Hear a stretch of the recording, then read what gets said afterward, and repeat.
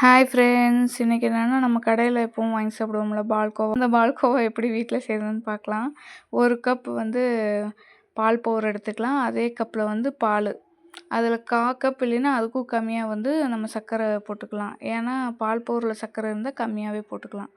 இல்லைன்னா நீங்கள் அதில் 1/2 கப் சர்க்கரை யூஸ் பண்ணிக்கலாம். இதெல்லாம் போட்டு நல்லா மிக்ஸ் பண்ணிவிட்டு, எல்லாம் அந்த கட்டியெல்லாம் வராமல் மிக்ஸ் பண்ணிவிட்டு, அதுக்கப்புறம் அடுப்பு ஆன் பண்ணி நம்ம கிளறி விட்டுட்டே இருக்கணும்.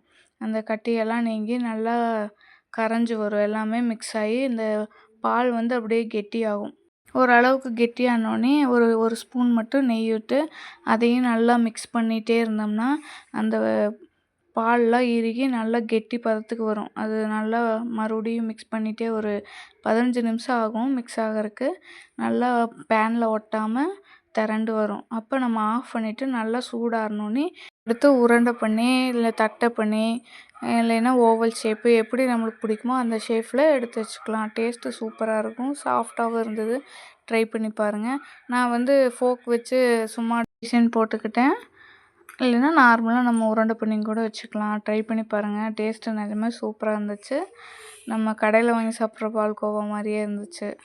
இப்போ எங்கள் பாப்பாக்கெல்லாம் ரொம்ப பிடிச்சிருந்தது. சாஃப்டாகவும் இருந்தது. ட்ரை பண்ணி பாருங்கள். பாய். நெக்ஸ்ட் வீடியோவில் பார்க்கலாம். வீடியோ பிடிச்சிருந்தா லைக் பண்ணுங்கள், ஷேர் பண்ணுங்கள், சப்ஸ்கிரைப் பண்ணுங்கள்.